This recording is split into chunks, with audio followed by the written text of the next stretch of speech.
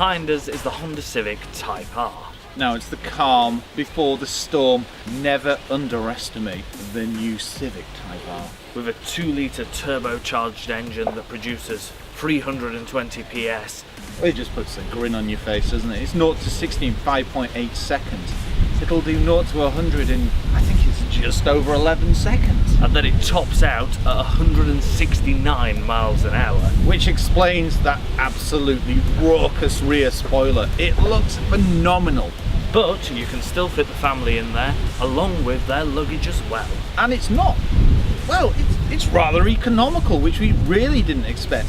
And the suspension setting on comfort means you can go on long haul journeys. That's it so far, it's been very usable. Yes, it has. I'm going to be taking a look at the exterior styling. I'll be looking at the interior, the functionality, the practicality. I won't be driving it, but Ben will. I know, yes. Well, it's one of those, I'll just take it for the team, yes. Then we'll bring you our verdict on whether or not this is the car for you. Now there's one thing you probably do want to know, and that's the price. Just over £33,500. So, we'll see you soon.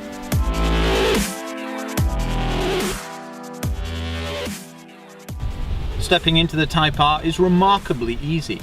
It's got wide opening doors, and this height isn't too bad. It is like climbing in a sports car, don't get me wrong. But these bucket seats are rather easy to climb in and out of, and they look pretty cool too. You've got a mix of materials, coloured inserts, stitching, and sporty red seats. You will find hard plastics, but do you care? As I said, it's a Type R. You've also got even a registration number here. Functionality wise, you've got all-round electric windows, power folding door mirrors with lane keep assist and blind spot detection. You've also got your media controls on the steering wheel with your active cruise control.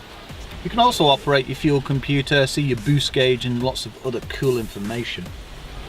Also, as you'd expect, you've got automatic headlamps with high beam assist, rain sensing wipers, and there's even an engine start stop button on the right hand side here. Now one thing you'll probably notice with this car is it actually has a floating dash. So that houses some of the tech too, but we'll get to that in a second. You've got an infotainment system. Now this one actually has 11 speakers as well, because we've got a premium sound system with ours. You've got DAB radio, navigation, Apple CarPlay and Android Auto. It's also got Bluetooth streaming. You've also got dual zone climate control, a wireless charging pad, stop start, a brake hold button, an automatic handbrake with hill start assist, and you also have this, the toggle switch for your dynamic settings for the car. You've got comfort, you've got sport, and you've got plus R. Well, it is a Type R. Also got under this floating dashboard, USB and 12 volt adapter too. There's also a USB housed in the interior storage area. When it comes to practicality, I'm 6'2", as you can see. I've got lots of headroom, I've got lots of legroom as well. There's lots of adjustment in the seat. It is all manual. You've also got adjustment in the steering wheel with height and reach adjustment. When it comes to storage, the car's extremely well kitted out. You've got decent sized door bins where you can fit a bottle of water and a few snacks. You've also got under the floating dash an area where you could put something like your wallet. When it comes to the central area, you've got a cup holder and a rather large storage area which is under the armrest. You could fit a couple of bottles of water. When it comes to the glove box, well, that's of a decent size too. When it comes to the rear of the car, it's rather easy to get in, even with that low ride height. Once you're in here, I'm 6'2", I've got decent headroom, I've got decent legroom. Well, actually, I've got quite a bit of legroom. And the seat's set up for me, and I'm 6'2", as I mentioned. The seats are very comfortable, and even with the casing on the back of the front seat, it doesn't hinder any space whatsoever. If anything, it does increase it because of the recess. When it comes to fitting passengers, you'll get 2 adults very comfortably, 3 children, and 3 adults at a push. There is no pull-down armrest, but they are extremely comfortable. It's also very well trimmed back here as well. Fabric on the door. You've got a hard touch plastic up here, but it doesn't really detract from the experience. There is no sunroof, but with the privacy glass, it's not too dark either. You've also got a tweeter here and a mid behind your head, but that's because this car has an 11 speaker premium sound system. You've also got an electric window, a decent sized door bin, ISOFIX points and side curtain airbags. Overall it's very comfortable in here, it's very roomy and it's not too dark with the privacy glass. It would have been nice to see a control for the climate control, a USB or a 12 volt adapter in the centre and maybe a reading light. But you do have these pull down handles and they may come in quite handy whilst travelling passenger in a Type R with 320 PS. When it comes to the boot of the car, you have keyless entry, or you can use the button on the key fob. Once open, 420 litres of space. You drop the seats, that will increase to 1580. Then you can get something in like, say, a Honda Izzy lawnmower. We saw that recently in the Project P, where they had two. Yeah, okay, you've got the rest of the car for this, so that wouldn't actually work, but one perfectly. You will notice this hump in the rear, but that's for rigidity. It also has tethering points mounted on it, and it also makes that surface a lot more flat, which means it's easier to load. If you notice, it's a very low ride height, so it's very easy to load straight into the boot, and there's not much of a boot lift. Under the floor, you have an inflation kit, and you also have some more storage area too. And you have a pull-across load cover too. And the clever thing about that is you can switch from one side to the other.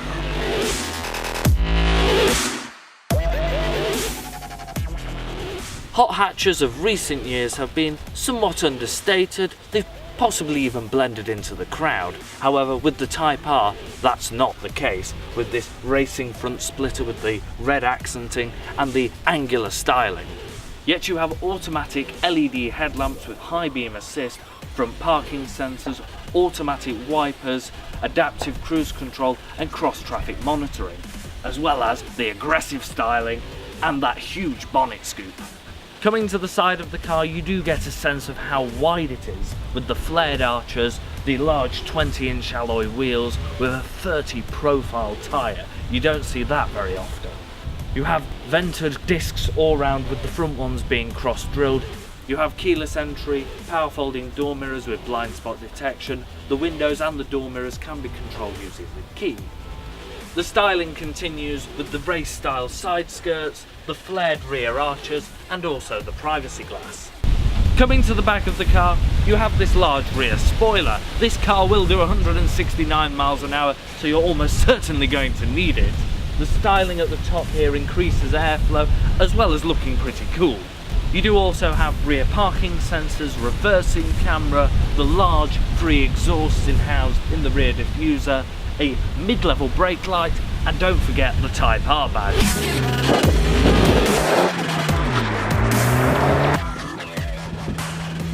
This is the point where you say, what's the Honda Civic Type R like to drive? Well, the corner's like it's on rails, isn't it, Michael? Quite literally.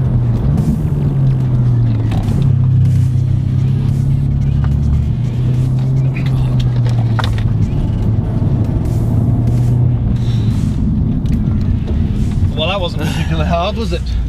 Now, it's not surprising because we have a 2-litre turbocharged VTEC engine under the hood that produces 320 PS. You also have dynamic dampers and acceleration, and, well, it tweaks most aspects of the car. So you don't just get a fast engine, you get a lot of adaptive control too. And this car will do 0 to 60 in 5.8 seconds and will stop out at 169 miles an hour. Oh my word. Yes, that's why it has its rather crazy rear spoiler. But as Michael mentioned, it is function over style, but it looks pretty cool too. Well, the thing is, everything about this car is it has the brakes to match, the ride is still comfortable. You know, it is all still very usable. That's it, isn't it? I mean, I was absolutely amazed that you could drive this on a long haul journey without any problem whatsoever. You put it in comfort mode and it is extremely comfortable for driving on a motorway. It's a motorway speed, isn't it? That's it. It's not a luxury cruiser, no. But you can, like, we travelled 3 hours in this car yesterday. We've been all over the place, and it's been perfectly usable. And it's full of safety kit too. It's got cross traffic monitor.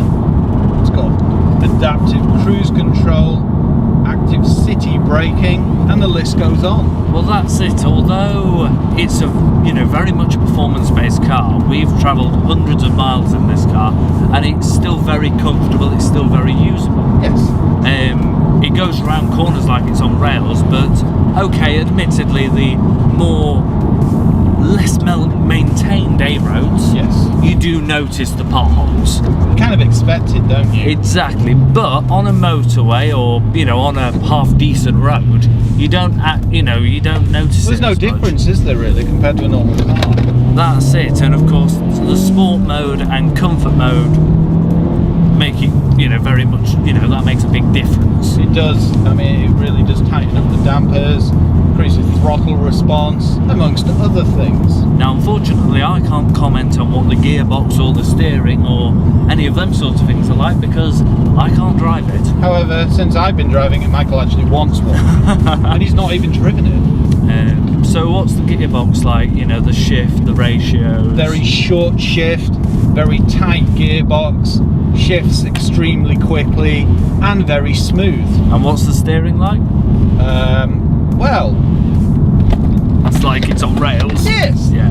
I can literally flip it left, right. I mean, you could corner at, well, spirited speeds quite easily, and also on the motorway you could change lanes. Say there was a hazard at 70, cornering hard is not an issue, is it? No, it definitely isn't. And also the brakes.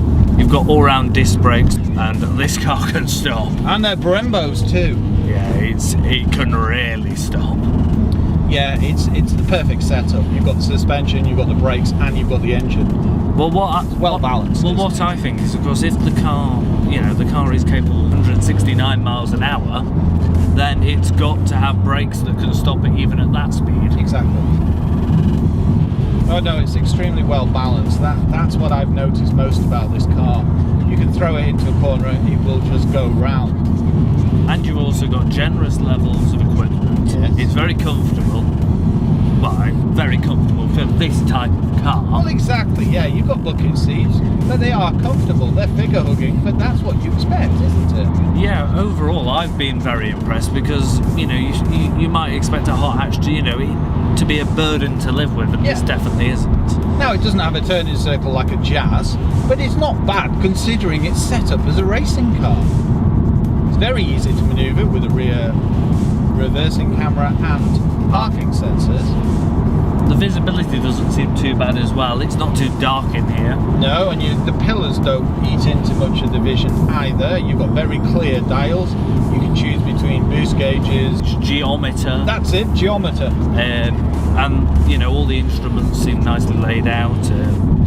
Very, very nice car. Now, if you floor it everywhere, you'll get probably 20 to the gallon. However, if you don't have a lead foot, you will achieve, well, around 40, which I think is perfectly ample, considering my Golf GTI 16 valve Mark II will do about 30-ish. And my 1 litre EcoBoost Fiesta will get about 40 if I'm feeling spirited. Exactly. So yeah, when you look at it, it's perfectly fine. Now, as this being a Type R GT, you expect this to be set up in a rather racy way, and it is. It's got an LSD, yes, a limited slip differential. It's also got an agile handling setting, is it, Michael? Yes, it really does handle like it's on rails. It's quite remarkable for something that puts that many horsepower through the front wheels. Plus, when you think about it, predominantly it's a family hatchback. That's it, and it's set up like a race car. Yeah, it'll put a smile on your face. It will also surprise a lot of people. It's amazing how fast it accelerates when in 6th gear. I think the biggest problem with this car is the speed limits aren't high enough. I was going to say, staying under the limit can be challenging, because even at spirited highway speeds, it really doesn't feel like it's going quickly at all. Well, even in 6th gear at 50, 60 miles an hour, the pull, Yes. it's unbelievable. And, well, it's not what you expect, especially for a long haul journey. Well, that's it. You've got automatic lights, automatic wipers, climate control, sat nav. you know, you're not 11 speakers. you're not premium compromising sound. anything. Oh no, not at all. It offers a lot of car, a lot of tech, very practical, for I think a very good price. I do as well.